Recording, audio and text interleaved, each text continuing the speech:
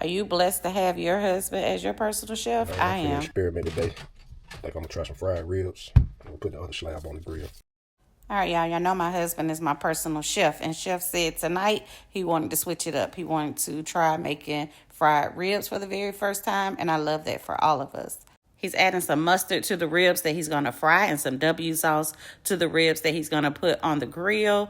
He's putting different seasoning on the different types of ribs. My husband keeps a cabinet full of seasonings. It's his favorite aisle in the grocery store. So the seasonings that make sense on barbecue, of course, he's putting on the ribs that are going on the grill. And then what makes sense for frying is what he's adding to the ribs that are going to be fried. Some things overlap. He'll put on both.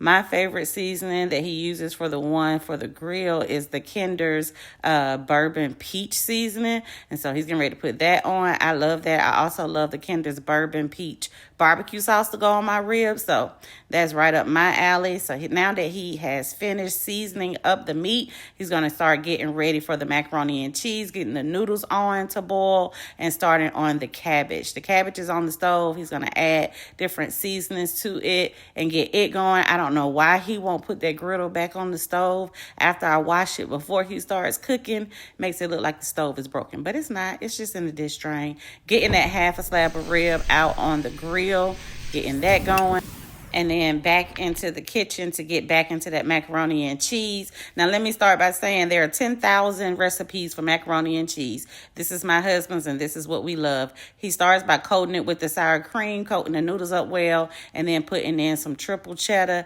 and then he's going to stir that in a little bit before he starts to add in his Gouda cheese.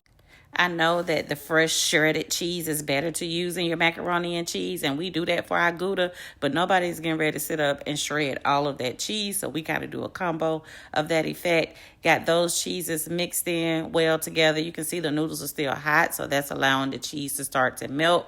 He's going to go in with one more layer of triple cheddar, mild cheddar, sharp cheddar, and Gouda that he's going to stir into the noodles again. Now that the inside is nice and cheesy, he's going to pat that down and start working on the best part of the macaroni and cheese, which is that golden crust top. So he's starting by layering in those cheeses again, starting with the shredded Gouda, the triple cheddar cheeses again, and then the mild cheddar, and then saving that sharp cheddar for that very, very top layer. That top layer is going to be nice and thick, so you can get a nice, thick, golden brown crust on your macaroni and cheese. In the background, you see my husband mixing up a couple of eggs and some milk.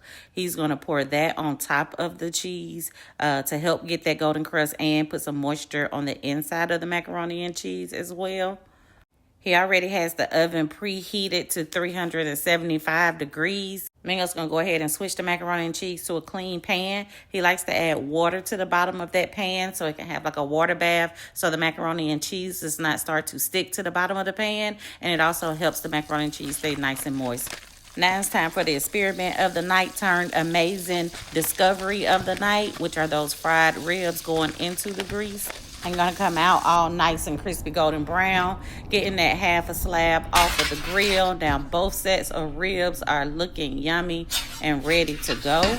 Also, I got the macaroni and cheese out the oven. It's looking yummy and ready to go.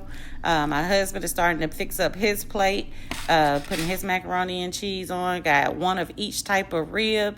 These fried ribs started out as an experiment, but they are now a staple in our house. My husband said he doesn't think he wants fried pork chops anymore. He thinks he's always going to want fried ribs. Everything was great. Fried ribs, grilled ribs, macaroni and cheese, cabbage, everything turned out great. Amazing meal by Chef Mingo, per usual. My personal chef. The best to ever do it. My husband, Chef Mingo.